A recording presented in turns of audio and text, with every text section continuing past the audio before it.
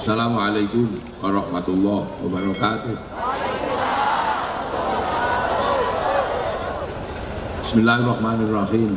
Bismillah, alhamdulillah, assalatu wassalamu ala rasulillah Sayyidina Muhammad ibn Abdillah wa ala alihi wa ashabihi wa azwajihi wa dhurriyyatihi wa ahli baitihi wa tabi'ahum bi ihsan ila yaumil qiyamah. Para alim, para ulama, para kiai, para sepuh Pamekasan saya hormati, hadirin wal hadirat yang berbahagia. Alhamdulillah, kita ini tanpa harus meminta, tanpa harus milih, kita ini diberikan sesuatu yang sangat berharga oleh Allah Subhanahu wa ta'ala. Satu, diberi iman.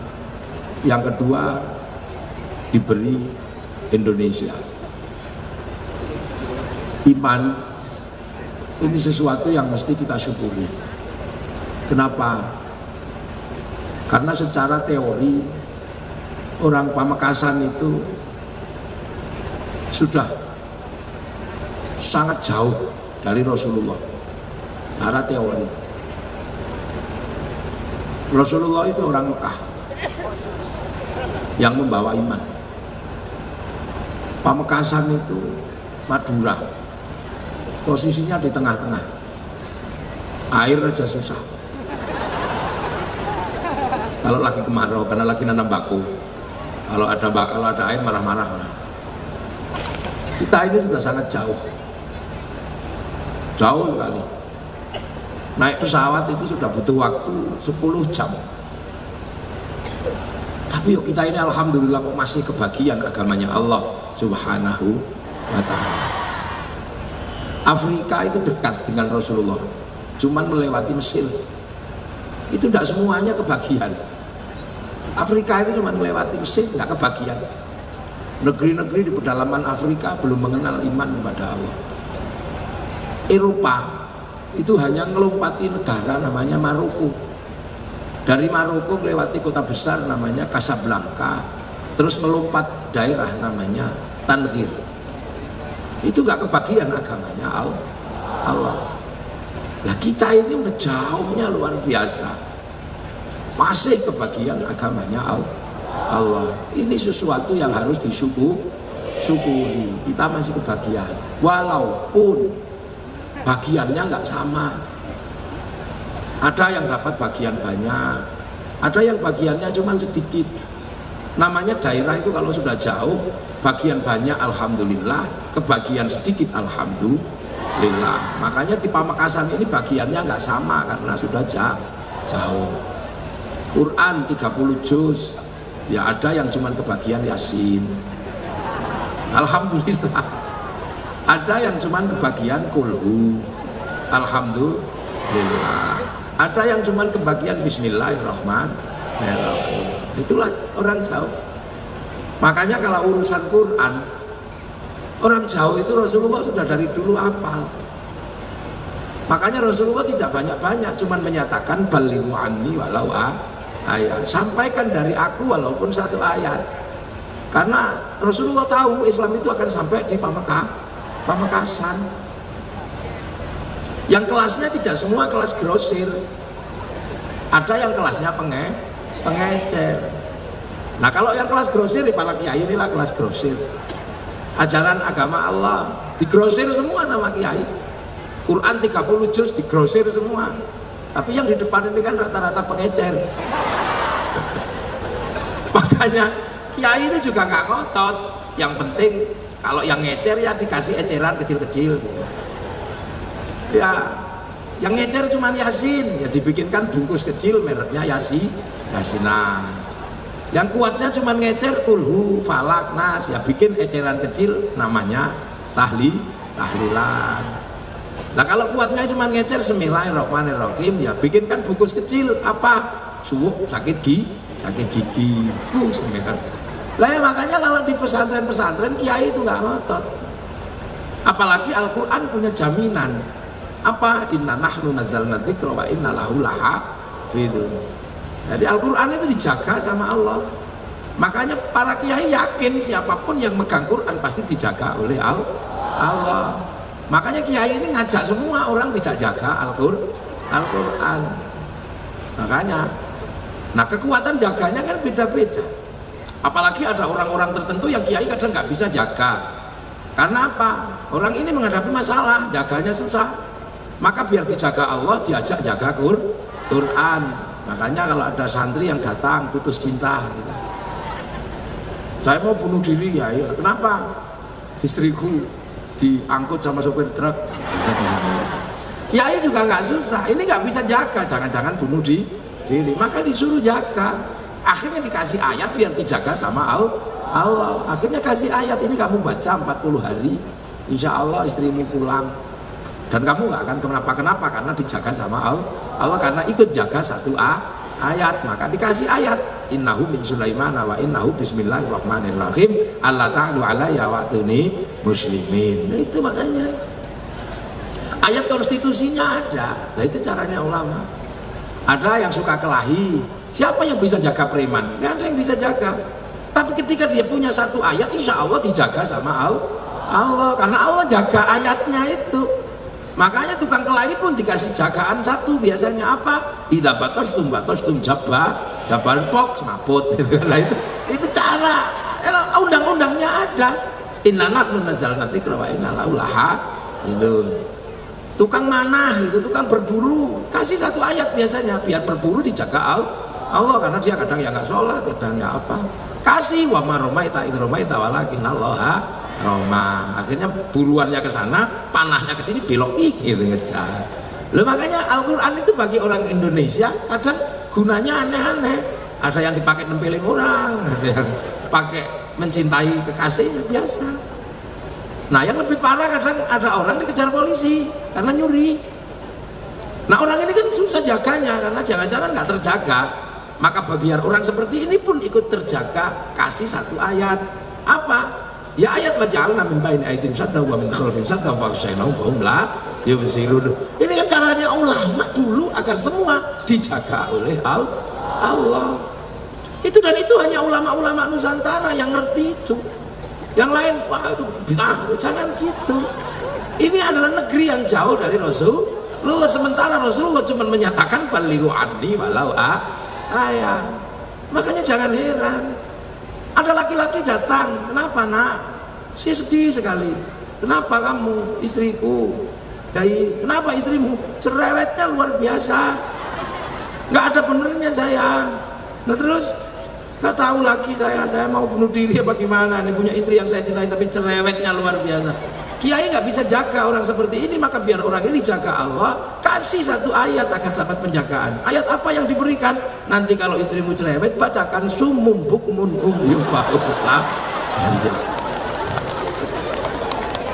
Nah ini, jadi ini adalah cara yang dibangun oleh para ulama. Ketika apa? Menghadapi manusia yang sangat jauh seperti kita.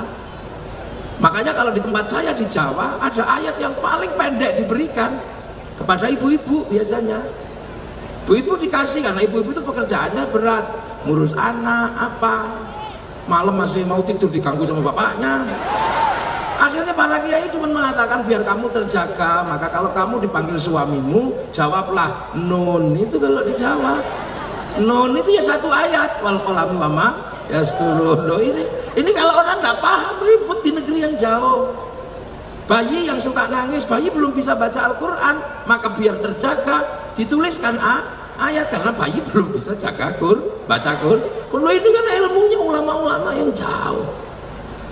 Karena cuma walaupun satu ayat, makanya ya kita ini bersyukur betul sudah sejauh ini masih kebagian. Terima kasih. Dan nanti kalau Al-Quran disuruh pulang, Quran pulang, kan semuanya pulang Quran itu. Semua Quran pulang, yang ditulis di mushaf pulang ayatnya, tinggal kertasnya. Yang ditulis di kayu pulang Qurannya, tinggal kayunya. Yang ditulis di batu pulang Qurannya, tinggal batunya. Yang ditulis di hati manusia pulang beserta batin manusianya, tinggal setoran. Ayo Quran yang setor Quran seluruhan, ya karena kiai ini yang setor. Sampean yang antri dulu. Baru kemudian kamu kok belum setor? Iya saya cuma mau setor Yasin tok. Ya tunggu nanti dipanggil. Begitu Yasin pulang ya sampean yang Yasinan sergap pulang. Kamu kok belum setor? Saya mau setor kulhu aja, tunggu. Nah kamu kok masih di pojok itu? Enggak, saya cuma bawa nun. Ini kan caranya ulama yang jauh. Makanya bagi ulama-ulama yang jauh bisa begitu. Tapi bagi orang yang grosir-grosir ini ya nggak bisa. Ini memang jatahnya banyak nanti. Makanya kalau surganya lebih bagus nggak usah protes sampean. Loh itu loh orang jauh. Nah kalau orang yang paling dekat dengan Rasulullah ya hafal semua, sahabat. Nah, makanya kadang kita ini jadi ulama di kampung-kampung ini susah. Karena kalau semuanya disuruh grosir nggak jadi karapan sapi, nggak jadi ke sawah. Wong butuhnya cuma Yasin disuruh ngapalin semua, nggak jadi. Kelas pengecer jangan dipaksa menjadi grosir, patah. Sholat juga begitu, kita ini orang jauh. Di Pamekasan itu yang kebagian lengkap belum banyak. Yang utuh tahajud, sholat fardu tahajud, tasbih, sholat hajat, duha, nggak banyak, paling adanya di atas sini. Yang di sini kan pengecer semua. Mungkin ada yang baru ngecer setahun sekali Jumatan, hari raya, mungkin juga ada. Kalau enggak mungkin ada yang baru ngecer seminggu sekali Jumatan. Ada yang baru ngecer maghrib tok juga bisa jadi ada. Kalau subuh kemana? Ya nggak datang. Kok nggak ikut setoran? Ya bisa jadi ada. Hadis itu banyak.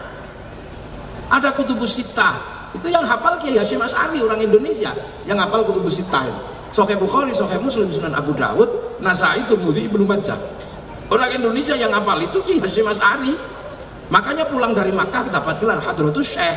Karena Hadratus Syekh mensyaratkan hafal kutubus sittah. Kalau Al-Alim 2000 hadis sahih.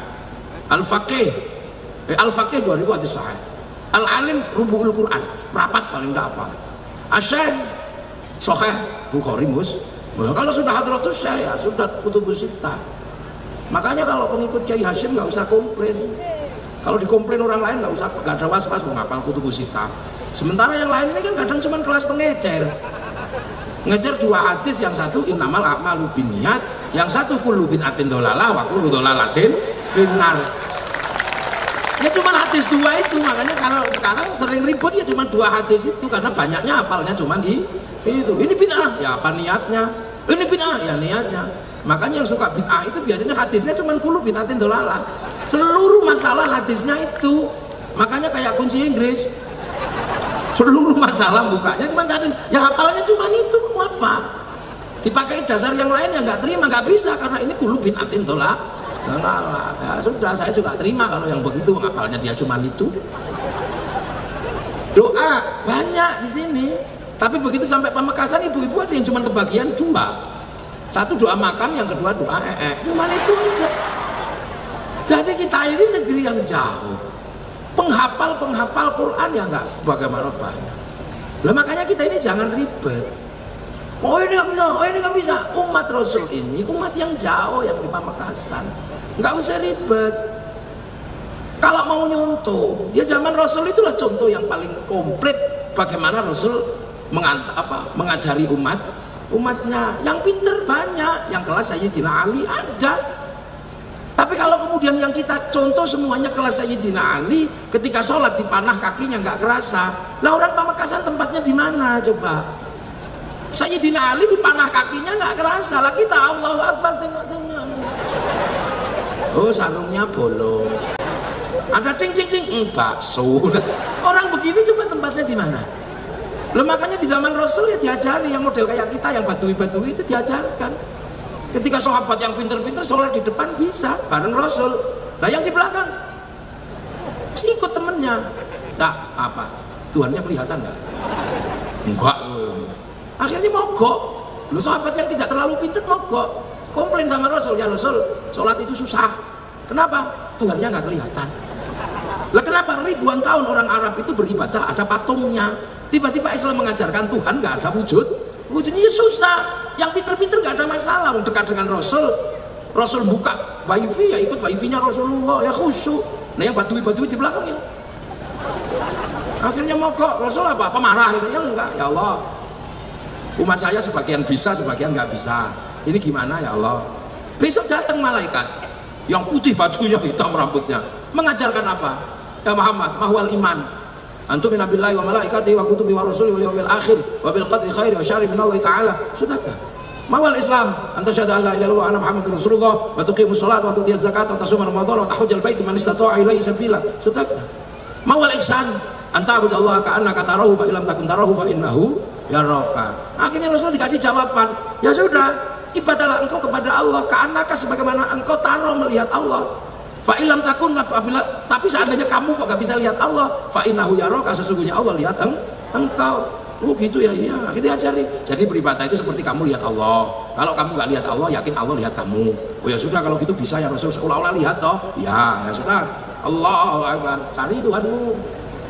Wah, nggak ketemu, malah ketemu panggung. Oh, kamu nggak ketemu, nggak denger, malah denger bakso. Ya nggak apa-apa, kalau kamu sudah mencari Tuhanmu dan akhirnya kamu nggak ketemu. Tapi kalau kamu sudah lihat sesuatu, kamu jangan lupa kamu sedang diawasi oleh Allah. Makanya akhirnya yang bodoh-bodoh bisa sholat. Allahu Akbar. Tuh, sarungnya bolong. Boleh. Karena ternyata kamu nggak bisa lihat Allah, malah lihat sarung bolong. Tapi ketika kamu lihat sarung bolong, kamu jangan lupa bahwa kamu sedang dilihat Allah. Maka lihat sarung bolong boleh, yang tidak boleh ditunjuk-nyuk. Nah, enggak boleh. Lo akhirnya yang bodoh-bodoh bisa sholat. Kalau yang pinter-pinter ya nggak perlu diajari begitu. Akhirnya orang jenis kayak Pamekasan bisa sholat. Allahu Akbar, tiba-tiba ada ting ting ting bakso. Ya kamu sudah berusaha mendengar Allah tapi kamu nggak bisa, malah dengarnya bakso. Maka kamu ketika dengar bakso jangan lupa kamu sedang diawasi Allah. Maka dengar bakso boleh, ya nggak boleh terus 2 mangkok Pak, nggak boleh. Lu betapa indahnya pelajaran Rasulullah untuk yang pintar, untuk yang boleh. Jadi Islam itu nggak kemudian kaku gitu, enggak. Yang kelas pintar ya diajari dengan cara pintar. Lo ada sahabat namanya Sa'labah bin Abdurrahman. Itu diutus Rasulullah ke Madinah, di tengah jalan lihat perempuan mandi telanjang. Sa'labah bin Abdurrahman saking takutnya lihat perempuan telanjang, sumpah, aku gak akan melek ya Allah. Karena mataku sudah aku pakai melihat sesuatu yang bukan hakku. Dia gak melek lagi, seumur hidupnya merem gini. Itu sahabat Sa'labah bin Abdurrahman. Nah kalau kemudian semua umat Rasulullah harus seperti itu. Nah orang Pamekasan tempatnya di mana? Orang Pamekasan ini ada temboknya aja dilubangi. Jadi ini bukan sesuatu yang mudah ini. Lu makanya anak sendiri. Lu umat Rasul itu macam-macam, beda-beda. Coba ada yang jauh tiba-tiba datang, ya Rasul, apa? Aku kangen. Oh iya. Dari mana? Kampung jauh ya Rasul. Kami suka merindukanmu. Aku punya teman namanya Sauban, nggak ketemu sama engkau seminggu, turun 3 kilo kurusnya. Nah sekarang kami berdua menghadapmu ya Rasul. Kami punya puisi rindu. Dibaca Rasul ya. Ya udah bacalah. Yang satu, Assalamualaikum Zainal Anbiya. Assalamualaikum. Yang satu gantian aku. Anta syamsun, anta badrun, anta nurun, fauqa nur, anta iksir wa ghalib, anta misbahus sudur. Coba. Akhirnya Rasul udah, makasih ini buntah uang ngambil, kasih selimut luriknya Rasulullah gitu. Orang ini saking senengnya berdua lari keliling kampung, dikejar sama sahabat yang lain, dikira nyuri. Enggak, aku nggak nyuri, kamu mesti nyuri. Enggak, aku nggak nyuri, aku muji Rasul. Bukannya marah, malah aku dikasih selimut luriknya. Masa iya, sumpah ya, yakin. Berarti besok kalau kita kesana menghadap Rasul seperti kamu nggak apa-apa, udah kita aja besok. Akhirnya sekampung datang ke Rasul. Iya, nah di antara rombongan ada yang bawa duf, bawa kendang. Akhirnya sholawatan, ya Nabi, tutantung. Rawame di hadapan Rasulullah. Sahabat Ali masuk, tambah rame. Sahabat Utsman masuk, tambah rame. Tiba-tiba di tengah keramaian itu, sahabat Umar masuk, emosi. Apa ini tangtung bikin pusing. Kendangnya diambil, pecah. Nah itulah maka ada ulama yang mengharamkan terbang waktu sholawatan. Karena Sayyidina Umar bantingkan kendang. Loh makanya haram, nggak boleh. Mana tadi tukang sholawatan? Nggak boleh karena Sayyidina Umar banting kan kendang. Ayo, nggak boleh. Maka jangan pakai terbang kalau sholawatan karena Sayyidina Umar banting kan kendang. Orang Pamekasan ingat, jangan pakai terbang. Sayyidina Umar banting kan kendang. Loh tapi kan itu Sayyidina Umar yang nggak boleh. Tapi di situ kan ada sahabat Ali, sahabat Utsman, Rasulullah. Yang 3 nggak apa-apa, ngapain yang 1 ribut? Ya menurut ahli sunnah wal jamaah, asarus sahabat semua bisa jadi hukum. Ya tinggal di voting 3 lawan 1. Ya nggak apa-apa, mau yang 3 boleh kok. Tadi udah pusing, wah ini radikal ini. Tiga lawan satu, yang satu nggak boleh nggak apa-apa, terus diselidiki. Ternyata Sayyidina Umar itu kenapa banting kendang? Urusannya bukan syariat, urusannya karena Sayyidina Umar itu orangnya keras, nggak suka nyanyi, nyanyian, nggak seneng, orangnya kerasnya luar biasa. Kalau baca Quran orang kampung nggak ada yang berani dengar, serem. Bismillahirrahmanirrahim. Alhamdulillahirabbil alamin. Orang gini diem. Nah, kalau yang Sayyidina Utsman memang lembut. Bismillahirrahmanirrahim. Ayo, kenapa bilang Allah? Ayo kenapa tadi begitu? Bismillahirrahmanirrahim. Allah gitu ya. Berarti orang Pamekasan memang jenisnya orang lembut. Bukan orang yang keras-keras. Buktinya terjadi tadi. Bismillahirrahmanirrahim. Diem kaget. Begitu Bismillahirrahmanirrahim. Nah, berarti sampai nggak suka kekerasan, sukanya kelembutan. Loh, ini loh Pak Bupati, orang Pamekasan lembut. Nah, makanya kalau saya dengar orang Pamekasan keras-keras, tak uji malam hari ini. Ternyata lembut orang Pamekasan. Kalau Sayyidina Ali lebih lembut lagi.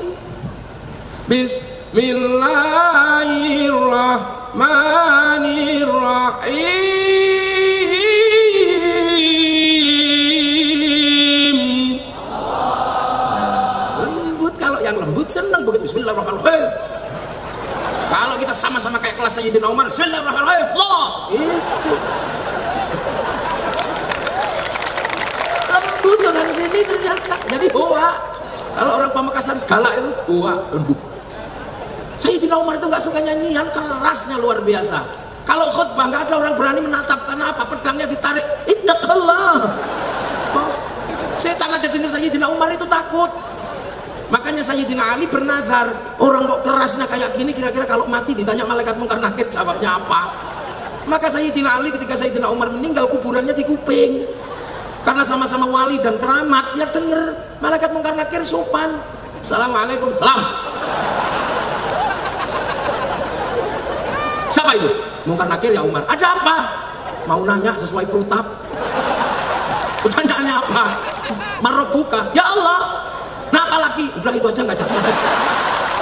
Ini yang cerita siapa coba? Yang cerita Sayyid Muhammad Alwi Al-Maliki. Sampai jangan sembrono, ini bukan ngarang saya. Itu Sayyid Muhammad yang cerita. Kamu nggak percaya sama Sayyid Muhammad? Lah itulah. Makanya keras Sayyidina Umar itu.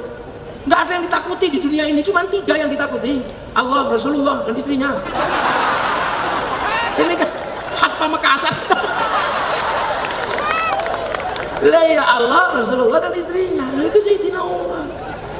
Loh, makanya sahabat itu alhamdulillah Rasulullah ketika menyampaikan ajaran ini sesuai dengan kondisi ada umat yang berbeda-beda. Kita mungkin bukan kelasnya Sayyidina Umar, kita bukan kelas Sayyidina Ali, tapi kita ini mungkin masih ada contohnya. Ada yang karing, ada yang kencing di masjid, ada yang senengannya tidur di masjid. Ya ada contohnya. Jadi umat Rasulullah itu beda-beda dari dulu, maka nggak usah diseragamkan.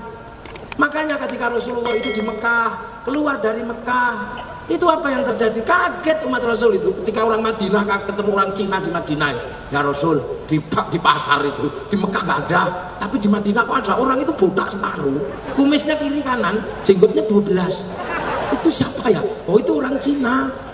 Makanya utlubul ilma walau bisin. Akhirnya sahabat Sa'ad bin Abi Waqqas melakukan pengembaraan mencari tanah Sin, ketemu tanah Tiongkok, maka sahabat Sa'ad hidup di sana. Pulang lagi, Rasulullah masih hidup, balik lagi ke Tiongkok. Pulang lagi, Rasulullah sudah nggak ada, maka sahabat balik ke Cina. Lu itu ketemu orang Cina aja kaget. Nah itu sahabat ke Madinah ketemu sama orang Yahudi, sahabat kaget, ya Rasul, di pasar ada orang usil suka nipu. Nipu gimana? Perdagangannya jelek, dibilang bagus, belum ada yang nawar, katanya ada yang nawar. Oh biasanya yang model begitu Yahudi. Kalau kamu mau lihat orang Yahudi gampang kok cirinya. Apa? Cirinya itu sudah tua, rambutnya hitam, giginya masih utuh, nggak punya jenggot. Kok bisa begitu ya Rasul? Iya, karena itu umatnya Nabi Musa. Nabi Musa waktu mau dicabut nyawanya sama malaikat Israel ditempelin. Malaikat pulang kepada Allah, ya Allah itu siapa? Mau tak cabut nyawanya kok aku ditempelin? Oh, jangan macam-macam sama dia, itu Musa. Musa jangankan kamu, aku aja pernah dikomplain sama dia. Ilmu mah udah habis ya Allah, enggak, tak kasihkan Khidir dan dia gagal. besok lagi yang sopan kalau ketemu dia. Maka malaikat Israel datang, assalamualaikum ya Jibril, ya Musa, salam, apa mau ketemu lagi? Enggak, nyawamu udah expired, waktunya kita cabut. Lah ya tapi besok bilang dong, enggak, temanku sudah bilang rambutmu putih, jenggotmu semrawut, gigimu rontok. Oh kalau udah gitu ya cabut lah, cabut. Orang Yahudi mikir Nabi Musa dicabut nyawanya karena rambutnya putih, giginya rontok, jenggotnya semrawut. Maka orang Yahudi punya pekerjaan baru, nyemir rambut, memperbaiki gigi, nyukur jenggot, supaya kalau malaikat Israel datang, oh belum waktunya. Sehingga sampai di zaman Rasulullah urusan jenggot itu untuk menyelisihi orang Yahudi. Maka orang sini terserah, sampai mau berjenggot ya syukur, enggak ya enggak apa-apa. Lah ya itu kan urusannya jelas, ada urusan antara Islam dan Yahudi dalam urusan jenggot. Tapi kalau sampai mau berjenggot ya sunnahnya harus dipakai, karena sunnah jenggot zaman Rasul itu kalau ketemu temannya dielus gini, terus mencium pipi kiri, pipi kanan, buka kepalanya, yang tua dicium ubun-ubunnya sama yang muda. Loh itu sunnahnya jenggot. Kalau cuma jenggotnya aja bisa dipanjangkan, yang sulit itu sama sunnahnya. Karena orang Madura kalau dilus ditunjuk, ini yang susah. Kalau jenggotnya mudah tinggal dipanjangkan, tapi kalau dilus-lus itu yang emosi. Nah itu loh, makanya orang sekarang nggak ada yang ribut lagi. Ribut masalah jenggot ya gara-gara Kiai Said Akil ya mengatakan orang jenggotnya panjang itu goblok. Wah kan ribut di mana-mana. Itu ada sebabnya. Santri itu punya sesepuh namanya Wali Songo. Wali Songo itu diyakini para sesepuh kita bahwa beliau adalah jalan Islam kita. Loh kok tiba-tiba ada orang mengatakan Wali Songo itu tidak ada. Dilala yang ngomong gitu salah satunya ada namanya kalau nggak salah Zainal Abidin apa siapa gitu. Itu jenggotnya panjang. Makanya akhirnya Kiai Said, oh dasar orang kalau jenggotnya panjang itu goblok. Maksudnya orang yang mengatakan Wali Songo tidak ada. Bukan semua orang berjenggot, bukan. Ya orang yang mengatakan Wali Songo nggak ada itu ternyata jenggotnya panjang. Maka dibalas sama Kiai Said, wah orang kalau jenggotnya panjang itu goblok. Nah orang ini balas lagi sama Kiai Said. Kiai Said itu yang goblok. Masa penerus Wali Songo mengatakan orang berjenggot itu goblok, padahal seluruh Wali Songo itu berjenggot. Lah katamu kemarin Wali Songo kok nggak ada, kok sekarang ada dan berjenggot. Tapi kan digoreng terus oleh orang yang bawa bimoli kemana-mana. Goreng ini, itu aja asalnya urusannya. Jadi bukannya kemudian semua orang berjenggot goblok, bukan. Yang kalau Wali Songo itu nggak ada, itu jenggotnya panjang. Loh itu asalnya loh. Makanya nah Yahudi itu suka-suka diajak. Makanya sampai zaman Rasulullah urusan jenggot itu adalah urusan menyelisih orang Yahudi itu kalau nafsir Quran suka-suka diajak. Ya ayuhan nas, manusia, inna khalaqnakum min dzakarin wa unsa, aku bikin kalian laki-laki dan perempuan. Tafsirnya beda. Kenapa laki-laki dan perempuan itu berbeda? Kata orang Yahudi, yang laki-laki begini, yang perempuan begini. Ini gara-gara buah khuldi. Buah khuldi itu buahnya 6. Diambil 3-3-nya sama 6-6-nya sama Nabi Adam, yang 3 diberikan Siti Hawa, yang 3 dibawa Nabi Adam. Siti Hawa mau makan nggak bisa mecah buah itu, dipukul sama Nabi Adam, pecah jadi 2, mau dimakan ketahuan Allah, karena ketahuan dia takut disembunyikan di sini. Nah ini tafsir kitab Israiliyat kan kalau pengen tahu, sembunyikan sini. Nah yang 2 sembunyikan sini, makanya ini pecah, yang ini 2 di sini. Punya Nabi Adam ditelen 1 nyantol di sini jadi jakun ini. Nah yang 2 dipetik masih ada gagangnya, sembunyikan di sini. Itu ada dalam kitab Bani Israel. Makanya orang Bani Israel tidak boleh menafsiri Quran namanya tafsir Israiliyat. Itu banyak aneh-aneh aja lah. Sampean kan nggak pernah baca yang begitu-begitu. Islam itu ya Allah indahnya luar biasa. Ya terus bergeser kemana? Geser ke Persia. Persia itu negeri paling maju di samping negara Arab. Rajanya namanya Rustum. Orang Madura bilangnya Rustam. Ini raja Persia. Nggak ada yang bisa mengislamkan orang-orang ini. Yang datang ke situ akhirnya Sayyidina Ali harus diislamkan. Sayyidina Ali datang ke situ. Begitu Sayyidina Ali datang ke situ, akhirnya Raja Rustam ini tertarik masuk Islam, ngambil menantu Sayyidina Husain. Dari peristiwa itu kemudian lahir selamat satu namanya Sayyid Ali Zainal Abidin. Sayyid Ali Zainal Abidin punya anak namanya Sayyid Bakir. Sayyid Bakir punya anak namanya Sayyid Ja'far Shadiq. Nah Sayyid Ja'far Shadiq udah nggak kuat hidup di sana, makanya sambat mengeluh sama Rasulullah. Keluhannya kita bisa baca setiap saat sekarang. Allahumma sholli ala sayyidina Muhammad wa asghilil zalimin bil zalimin akhrijna min bainihim salimin wa ala alihi wa sahbihi ajma'in. Itu curhatnya Sayyid Ja'far Shadiq karena nggak tahan. Maka ya udah sibukkanlah orang yang jahat sama orang jahat, dan aku keluarkan dari mereka. Nah itu keluar akhirnya jauh dari tanah Arab, punya anak namanya Sayyid Ali Uraidi, tambah jauh punya anak namanya Sayyid Muhammad tambah jauh punya anak Sayyid Aisyah, punya anak tambah jauh namanya Sayyid Ahmad, karena hijrah jauh dikenal Ahmad Al-Muhajir. Sayyid Muhajir tambah jauh punya anak namanya Sayyid Ubaidillah, punya anak Sayyid Alwi, punya anak Sayyid Muhammad tambah jauh punya anak Sayyid Alwi, punya anak Sayyid Ali Khalil Qasam, tambah jauh punya anak Sayyid Mirbat, tambah jauh punya anak Sayyid Alawi Amil Faqih, tambah jauh punya anak namanya Sayyid Abdul Malik sampai Mongolia, tambah jauh punya anak namanya Sayyid Sayyid Ahmad Jalaluddin, tambah jauh punya anak namanya Sayyid Muhammad, tambah jauh punya anak Sayyid Jamaluddin Al-Husaini Al-Kabir yang akhirnya dikenal dengan nama Syekh Jumadil Kubra, punya anak Sayyid Ibrahim Asmoro Kondi, tambah jauh punya anak Raden Rohmat Sunan Ampel pindah Surabaya. Loh, nah Sunan Ampel punya murid gitu kan, punya anak namanya Raden Makhtum Sunan Bonang. Sunan Bonang punya murid namanya Sunan Kalijaga. Sunan Kalijaga punya murid Sunan Geseng. Sunan Geseng punya murid namanya Mbak Abdurrahman Lasem, punya murid namanya Mbak Jabar. Mbak Jabar punya murid Mbak Sufyan. Mbak Sufyan punya murid Mbak Abdul Halim. Mbak Abdul Halim punya murid Mbak Abdul Wahid, punya murid Mbak Asy'ari. Mbak Asy'ari punya putra Kiai Hashim Asy'ari yang mendirikan Nahdlatul Ulama, yang akhirnya menggerakkan peran bersama dalam apa 10 November. Lah Mbah Hashim Asy'ari punya murid Mbah Maksum.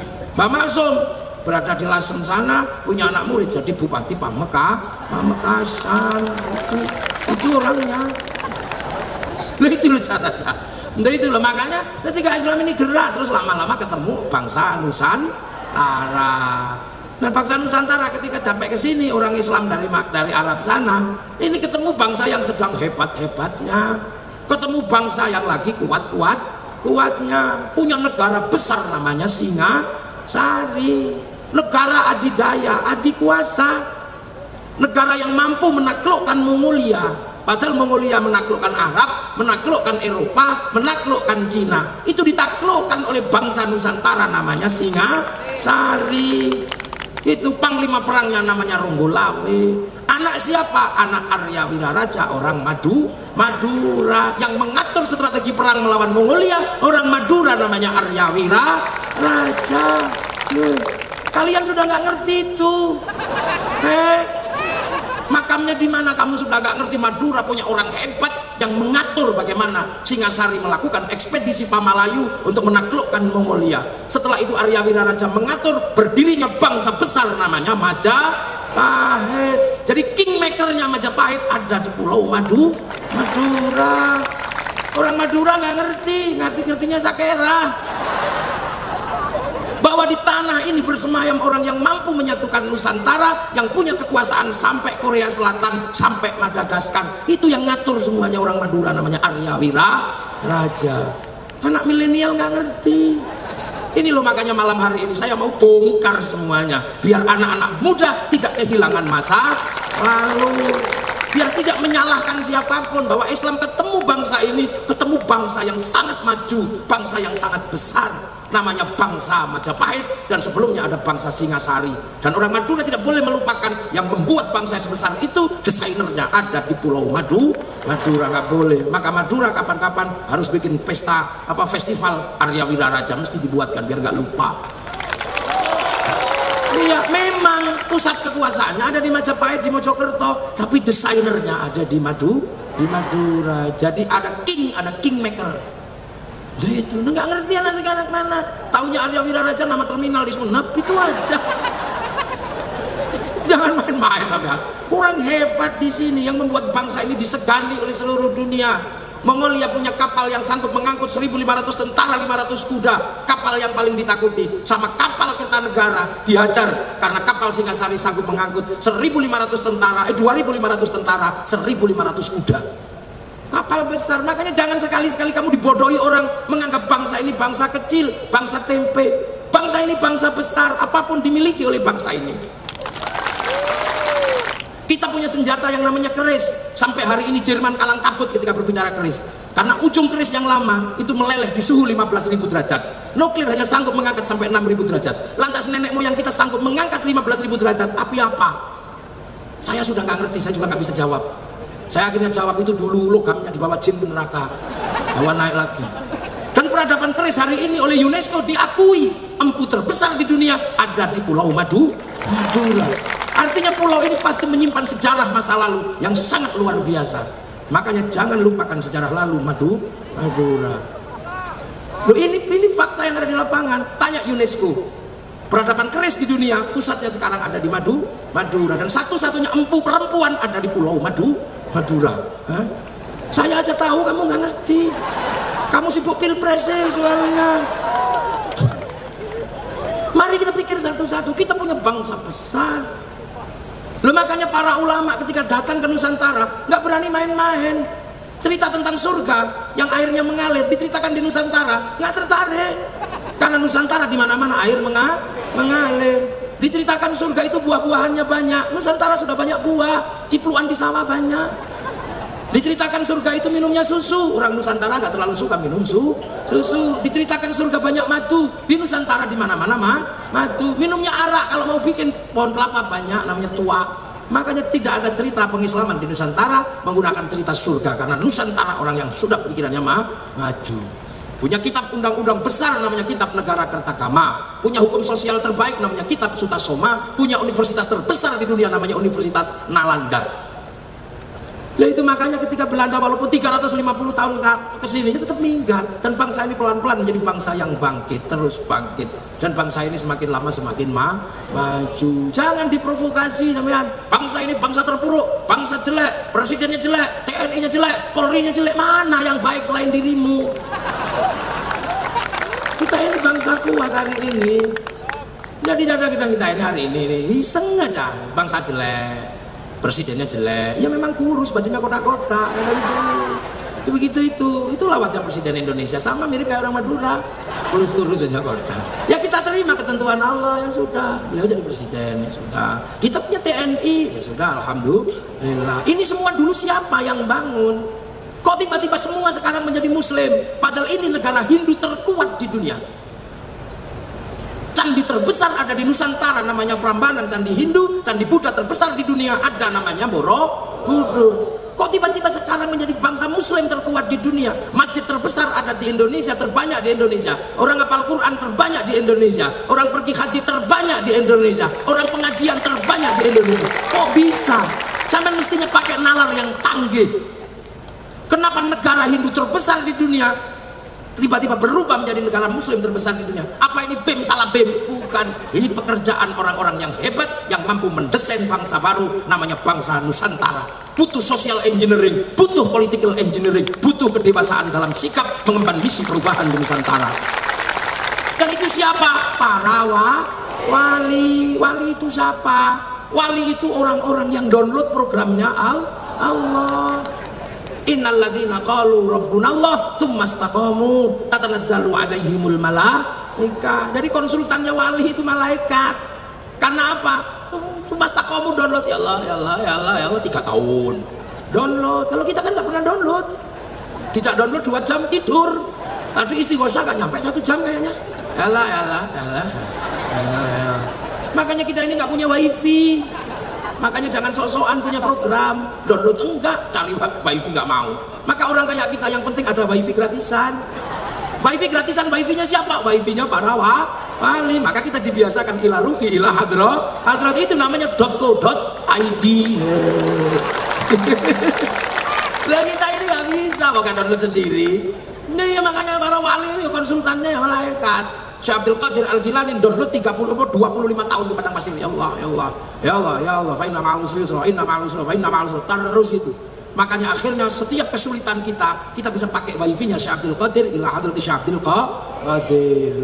Sunan Kalijaga download 3 tahun, la haula wala quwata illa billah. Sunan Geseng download apa? Ya Hayyu ya Qayyum 3 tahun, walaupun keliru ya kayu yumu. Sudah keliru, iya. Saritin suruh download 3 tahun, download Allahu Akbar, keliru lawa bubar. Lah orang dulu mulai lokal. Bahasa Mas Ari mendirikan Nahdlatul Ulama download. download juga. 3 tahun berjalan dari hulu sampai hilir Sungai Brantas, ngatamkan surat Kahfi. Terus setiap malam gak pernah tidur, melakukan sholat hajat 2 rakaat. Rakaat pertama surat At-Taubah 41 kali, rakaat kedua surat Kahfi 41 kali. Lah kita kolhu aja jarang-jarang, yang gak punya wifi kita ini.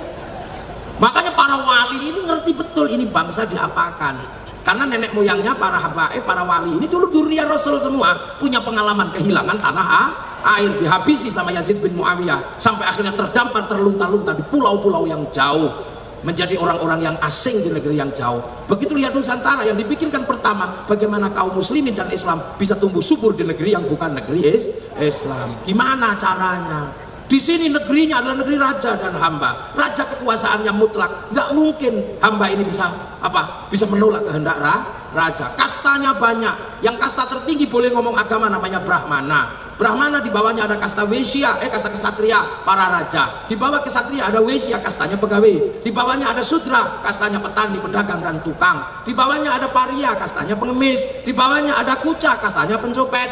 Di bawahnya ada kasta Meleka, maling tapi kalau ketahuan lari. Di bawahnya ada Candala, maling tapi kalau ketahuan berani namanya begal. Ini gimana? Ini wali gitu. Ini gimana? Ketika datang ketemu masyarakat berbeda, kalau di sana namanya syaikhun, ustadzun. Lah kalau ketemu masyarakat di sini gimana caranya? Akhirnya kemudian para wali ini menggunakan ilmu yang ada di dalam Al-Quran. Ilmu apa? Wa kafa billahi syahida Muhammadur Rasulullah walladzina ma'ahu asyidda walal kufar ruhama bainahum tarahum ruk'an sujada yabtaghuna fadlan minallah wa ridwanan simahum fi wujuhihim min atharis sujud dzalika mathaluhum fit taurat wa mathaluhum fil injil kazar'in akhraja syat'ahu fa azarahu fastaghlaqa fastawa ala suqi yu'jibu zurra al yaqidu bihimul kufar. Wa kafa billahi syahida, ini eranya Rasulullah. Walladzina ma'ahu, ini eranya sahabat. Asyidda walal kufar, kalah sama orang kafir karena waktunya perang. Asyidda walal kufar. Setelah itu ruhama bainahum, era khulafaur rasyidin. Ruhama tarahum ruk'an sujada yabtaghuna fadlan minallah walidwanan simahum fi wujuhihim min athari. Mulai menampakkan bagaimana berpartisipasi dalam agama Islam. Setelah itu era siapa? Era mathaluhum fit Taurat wa mathaluhum fil injil kazar'in. Islam itu seperti tanaman di tempat yang jauh-jauh. Akhraja syat'ahu fa azarahu fastaghlaba fastawa ala suqi, akan menjadi tanaman yang ngumpul-ngumpul. Mboke sama anake meteng bareng, habis itu berbuah bareng. Lu piye carane? Maka dengan cara itu Islam ditanam. Ada yang datang cuma nanam tok. Nanam apa? Nanam syahadat. Khusus syahadat tok. Yang nanam syahadat namanya Syekh Abdul Jalil, bikin pesantren Lemah Abang. Makanya Syekh Abdul Jalil dikenal dengan nama Syekh Lemah Abang. Bahasa halusnya Siti Brit, bahasa kawinya Siti Jenar. Maka Syekh Abdul Jalil dikenal dengan nama Syekh Siti Jenar. Tugasnya cuma ngajar syahadat tok, gak ngajar sholat. Makanya kemudian pondok pesantren Lemah Abang ini punya murid namanya Abangan. Makanya orang Abangan itu mau syahadat belum mau sembahyang. Nah itu namanya Lemah Abang. Kemudian ada para wali berikutnya yang khusus nanam lewat jalur-jalur kebudayaan, itu namanya Sunan Kalijaga, Sunan Bonang. Ditanam pelan-pelan satu-satu. Ini bangsa. Kalau ini di sana namanya Syekhun Ustadzun, ya Al-Alim Al-Fadil. Tanam sini tumbuhan baru namanya Kiai. Lah Kiai itu siapa? Kiai itu ya campur kalau di sini, karena negeri ini dari dulu Bhinneka Tunggal Ika, campur antara Kiai manusia, kebo yang ada namanya Kiai Slamet, Tombak Keris namanya Kiai Pleret, Kiai Sengkelat, baru ada Kiai Semar, baru ada Kiai Haji. Maka Kiai itu bukan nama, Kiai itu bukan bahasa Arab. Makanya kalau kumpul jangan diarabkan menjadi kuyaha, nggak bisa. Tilmidun muridun pakai bahasa sini namanya santri. Sholat pakai bahasa sini namanya sembahyang. Jadi biasa, sama kayak orang sekarang. Semuanya indah, bersatu dalam satu bahasa walaupun isinya beda. Di sini semua roda dua pakai nama Honda, walaupun Mio namanya Honda. Hondamu apa? Mio. Seluruh mie instan bersatu dalam nama Sari mie, walaupun mie sedap atau Indomie tetap Sari biasa di sini. Ya. Seluruh namanya minuman botol bersatu dalam nama aku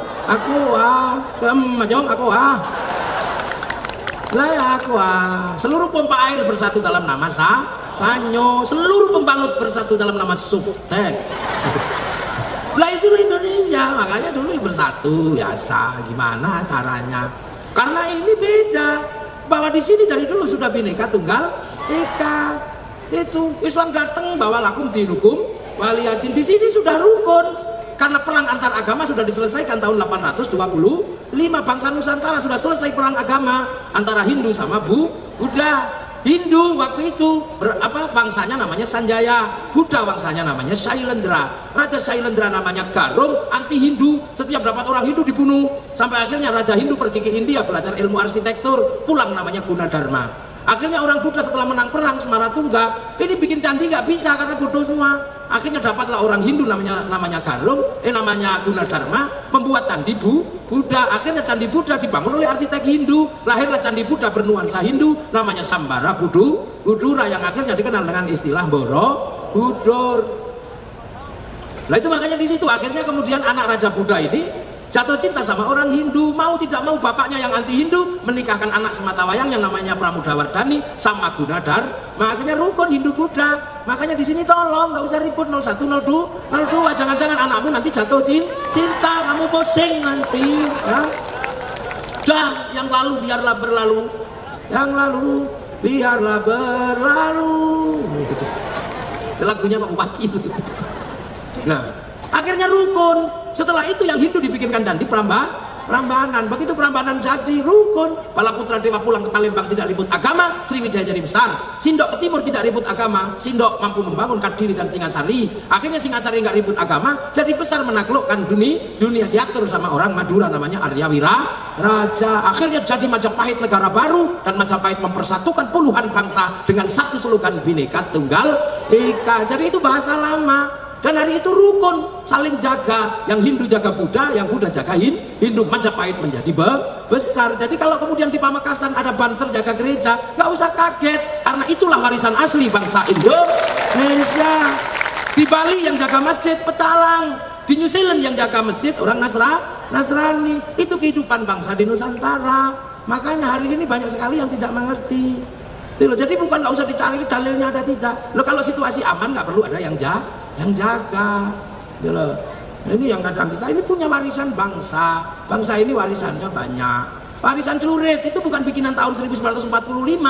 Celurit itu warisan masa lalu bangsa Madura yang macong. Ini bangsa Madura ini bangsa tersendiri, suku tersendiri. Makanannya beda dengan makanan suku Jawa di sana beda. Yang di sana siji, yang di sini setong. Mana ini bangsa ini? Jadi satu-satu mesti dijelaskan satu-satu ini biar paham ini bangsa. Nah di sana diajarkan wala yakhutu ala ta'amil miskin. Di sini sudah terjadi makan tidak makan kumpul. Maka setiap kumpul pasti dikasih makan. Lah gak tahu dikasih makan tidak? Kasih lah itu. Makanya kalau ada orang mati ya makan. Ada tasyakuran makan. Maka kalau ada orang ribut, orang mati kok pada nyuguhin makan. Kita ini bangsa Indonesia. Lah itu bisa ribet ya. Maka situasinya berat. Kita puluhan bangsa jadi satu negara. Makanya jangan membayangkan penyelesaian lain untuk bangsa Indonesia. Kita jangan membayangkan bahwa Hizbut Tahrir akan mampu menyelesaikan Indonesia. Karena Hizbut Tahrir didirikan oleh Taqiyuddin An-Nabhani untuk menyelesaikan urusan bangsa Filistin, dan itu pun gagal. Makanya jangan kau bawa produk gagal ke Indonesia. Jangan, itu sudah gagal di Filistin.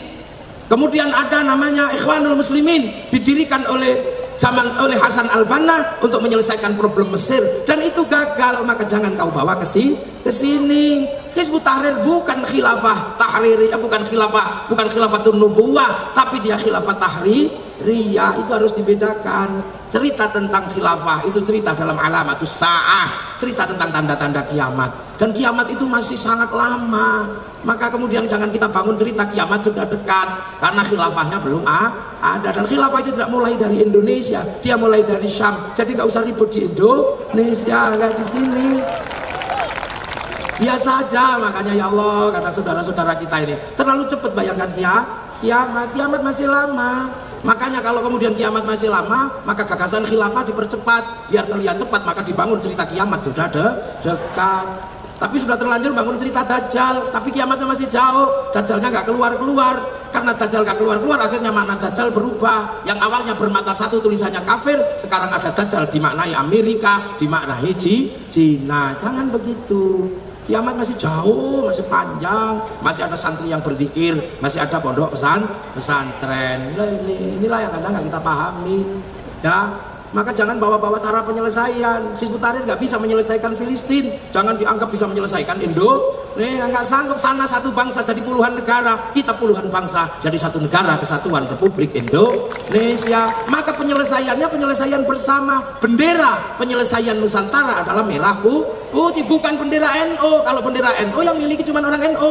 Bendera Muhammadiyah punyanya orang Muhammadiyah. Bendera Coca-Cola punyanya orang Coca-Cola. Tapi yang mempersatukan bangsa ini itu merah putih, karena puluhan bangsa. Belanda paling marah sama merah putih. Merah putih berkibar, ditembak. Akhirnya para pendiri bangsa mengibarkan merah putih di atas rumah. Belanda masih curiga tiangnya dikasih tebu, masih curiga dikasih pisang, masih curiga dikasih kelapa, masih curiga dikasih padi, masih curiga datang ke rumah bawa tumpeng sama ingkum. Makan habis, ternyata Belanda cuma mau makan. Tapi hati-hati, kami punya siasat. Makanan kami habis, padi kami mengering, tebu kami mengering, kelapa kami mengering, pisang kami rontok, tapi kami masih punya sisa yang tegak, namanya merah putih. Makanya itulah bendera bangsa ini. Akhirnya Belanda marah selalu dengan merah putih, ditambahilah dengan bendera biru. Karena ditambah biru, santri lantas berdiri menyobek warna biru. Akhirnya terjadi peristiwa besar, perang sekutu di Surabaya. Ketika tidak ada yang sanggup menahan perang itu, yang berani mengambil alih perang adalah santri Nahdlatul Ulama yang dipimpin Kiai Hasyim, bikin resolusi jihad tanggal 22 Oktober 1945. Karena adanya resolusi jihad santri tanggal 22 Oktober, maka meledaklah peristiwa 10 November. Tanpa 22 Oktober tidak ada 10 November. Maka selain hari pahlawan, 22 Oktober diperingati menjadi hari santri Indonesia. Dan perang besar mempertahankan merah putih, ribuan nyawa untuk mempertahankan itu. Anak milenial tidak mengerti, karena merah putih bagi anak milenial hanya berharga 50.000. Makanya kadang anak milenial nggak ngerti kalau merah putih dulu minta darah dan nyawa, sekarang merah putih hanya minta kita mengangkat tangan. Makanya banyak yang beralasan musyrik, banyak yang beralasan bid'ah. Ini pasti waktu zaman perang nenek moyangnya tidak ikut perang. Ini bangsa bersama. Dan sekarang bangsa ini pelan-pelan menjadi bangsa yang kuat. Jangan percaya kalau ada yang cerita ini bangsa semakin jelek. Gimana bangsa semakin jelek? Orang umroh tambah banyak, orang makan tiwul sudah mulai tidak ada, butuh apa saja ada. Jangan kepancing jelek. Untuk apa? Biar kita meriang, makanya kita mati. Ya, karena bangsa ini dari dulu menjadi mimpi semua orang. Bukan cuma kita yang bermimpi memiliki bangsa ini. Dulu ada bangsa besar namanya bangsa Yunani. Punya Tuhan namanya Zeus, punya istri perempuan namanya Hera. Antar Tuhan menikah punya anak Hercules. Itu punya bangsa besar. Itu kemudian Plato bercerita ada negara namanya Atlantis, tapi Atlantis ketika ditanya di mana, dia sebut Atlantis sudah hilang. Atlantis itu negara di mana airnya tidak pernah membeku, hawa tidak pernah panas, tidak pernah dingin, matahari selalu hadir pagi, sore terbenam. Dan mereka dan negara ini punya daun tidak pernah rontok. Eropa tidak seperti itu, kehilangan matahari, daunnya rontok, sungainya membeku, hawa kadang ekstrim dingin. Maka Yunani mengirim Ptolemaeus untuk mencari tanah surga itu. Ptolemaeus menemukan kawasan namanya Argir atau Jabadiu. Tapi ketika Yunani mau pindah, perang Kreta sama Sparta, sehingga gak jadi perang. Akhirnya mualim kapalnya Ptolemaeus yang pindah ke kawasan Argir Jabadiu, bawa seluruh bangsanya namanya bangsa Weda, dipimpin Kudunga, transit di sebuah pulau namanya Maldives yang dikenal dengan Maladewa, bangun kerajaan Salangkanaya. Anaknya akhirnya boyong satu negara ke kawasan timur Kalimantan namanya Kutai Kartanegara, membangun kawasan di situ rajanya Mulawarman. Anak Mulawarman gak sanggup mencari tanah surga, bergeser anaknya namanya Dewa Warman ke ujung kulon, bangun Salokonegoro. Punya anak namanya Purnawarman masuk pedalaman Jawa Barat, punya anak namanya Sinasanaha masuk Galuh, punya anak namanya Sanjaya, bangun peradaban namanya Mataram. Dan dari sini lahirlah bangsa besar namanya Nusantara. Yang namanya Balaputra Dewa bangun Sriwijaya, yang namanya Sindok bangun Kadiri Toho, yang namanya Kertanegara bangun Singasari. Akhirnya bangunlah kerajaan besar namanya Majapahit dari Sabang Merauke sampai Madagaskar. Dan yang harus diingat, desainer Majapahit sebagai negara besar orang Madura namanya Arya Wiraraja. Ini jolali anak milenial nggak ngerti sama sekali. Karena anak milenial ini anak baru yang sama sekali sudah nggak, yang jauh sekali dengan dunia nyata. Dunia anak milenial itu ada di handphone. Ini dunia anak milenial. Dulu orang kalau kemana-mana dengan mata kepala, kita pengen lihat Afrika mesti nengok Afrika, kalaupun tidak harus menunggu flora dan fauna. Nanti lihat gajah, sekarang nggak perlu kemana-mana, tinggal ketik gajah Afrika keluar, tengu Afrika keluar, mau iseng bokong India keluar. Maka anak milenial ini menjadi anak yang aneh. Kalimat-kalimat milenial bukan lagi seperti kalimat yang dulu. Kalaupun merayu anak milenial tidak indah. Dulu kita kalau ingin berpacaran tunggu matahari purnama. Sekarang ada listrik, sudah tidak butuh rembulan. Maka nggak ada rayuan rembulan. Rayuan sekarang tidak nyata. Anak-anak milenial kalau merayu kekasihnya aneh. Mas, apa? Cak, apa? Kita nanti jangan lewat selatan ya. Kenapa kita nggak boleh lewat selatan? Karena kalau lewat selatan aku nggak mampu mengutarakan isi hatiku. Wah, anak milenial. Apakah bapakmu sipir penjara? Kenapa? Karena kau mampu memenjarakan aku dalam hatimu. Ini anak milenial. Nah, anak-anak seperti ini kadang lupa bahwa apapun yang kita lakukan, terbang ke Eropa, kemanapun kita bisa berpikir, kemanapun kita bisa berbuat asal bisa berselancar di dunia maya. Tapi kenyataan yang nggak bisa kita lampaui, pergi kemanapun melampaui batas negara, kita selalu ditanya identitasmu mana, pasportmu mana. Di Eropa kita ditanya pasportmu mana, pasport kita tetap Indonesia. Habib Rizik walaupun di Makkah keturunan Rasulullah, masuk sana tetap ditanya pasport Anda mana. Lim Swee Leong, orang kaya yang namanya Naga 9, kalau pulang ke Tiongkok tetap ditanya pasportmu mana. Bahkan haji perintah Allah kalah sama paspor. Kamu pergi haji nggak punya paspor, ditolak dari tanah maka jangan lupa batas dunia milenial terakhir adalah batas bangsa dan negara. Maka cintailah bangsamu. Jangan membawa sesuatu yang tidak cocok buat Indonesia. Malaysia membawa ajaran-ajaran yang tidak cocok, bikin radikal di Malaysia. Sekarang Malaysia sadar, tidak mau lagi mengimpor ajaran-ajaran untuk menyelesaikan Malaysia. Maka ajaran yang tidak produktif diselesaikan lewat Isa. Dan bangsa Malaysia serahkan kembali pada si Upin dan si Ipin. Si Upin dan si Ipin tidak boleh lupa ada anak-anak India yang bangun bangsa Malaysia. Maka dia dikenalkan dengan tokoh kecil namanya Jarjit. Dia tidak boleh lupa ada anak-anak Cina membangun Malaysia, kenalkan tokoh kecil namanya Mei Mei. Dia tidak boleh lupa ada anak-anak Indonesia yang membangun Malaysia, kenalkan tokoh kecil namanya Susanti. Dan penyelesaian itu semua harus lewat pendidikan, maka diselesaikan lewat cikgu. Dan cikgu tidak mengajarkan spaghetti, tapi mengajarkan ayam goreng. Ini cara bangsa ya. Inilah Indonesia. Jadi kita ini kadang lupa bahwa ada bangsa-bangsa yang sedang menata dirinya. Kita ribut terus. Amerika gagal di Vietnam, bangsanya nggak boleh malu, bikin film Rambo 1 sampai 6.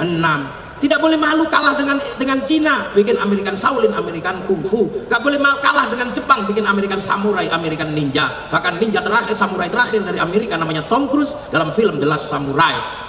Jepang nggak boleh kalah, rezim Tokugawa saling bantai dengan restorasi Meiji, itu nggak boleh diulang oleh anak-anak Jepang. Maka dibikinkan film sederhana namanya Samurai X dengan tokohnya Rory Kenshin atau Shikenji Himura.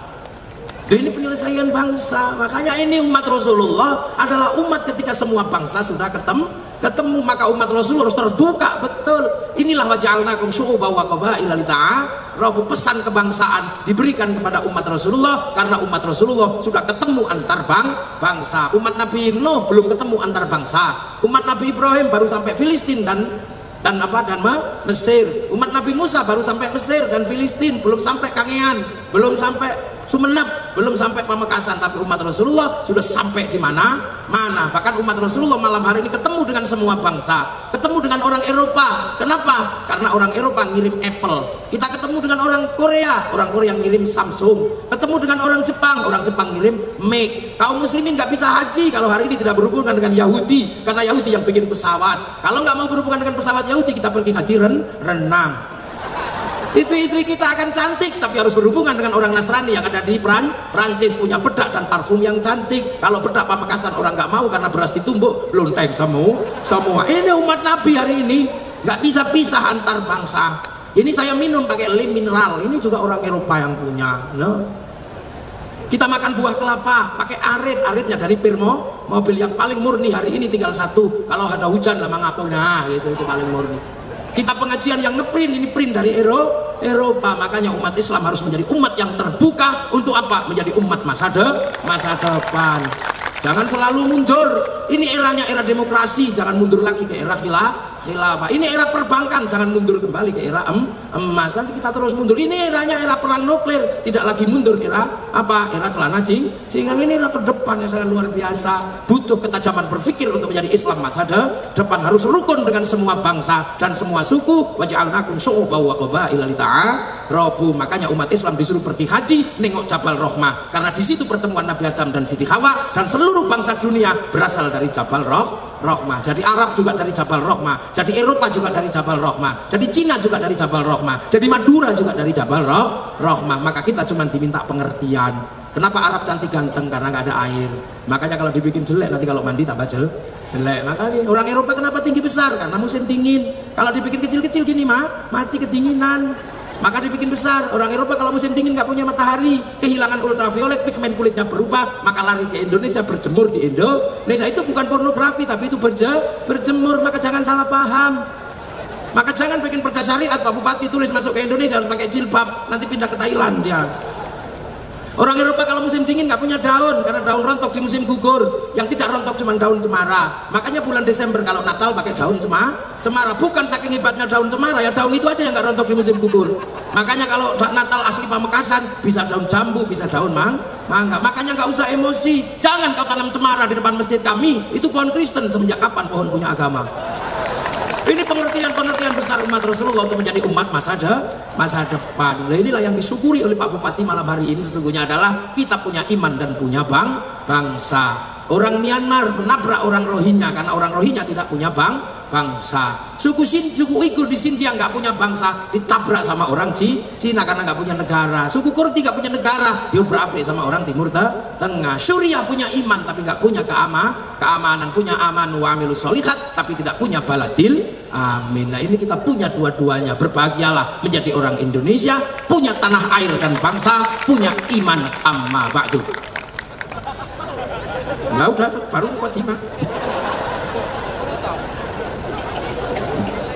Jam berapa? Oh, wis meneng. Iya, besok ya. Minta nama Pak Dua Jabang Khotimah. Besok tak teruskan lagi kawan-kawan. Nah, karena ini waktunya masih panjang. Saya sudah 3 hari belum tidur. Nah, itu bangsa, makanya indah kita ini.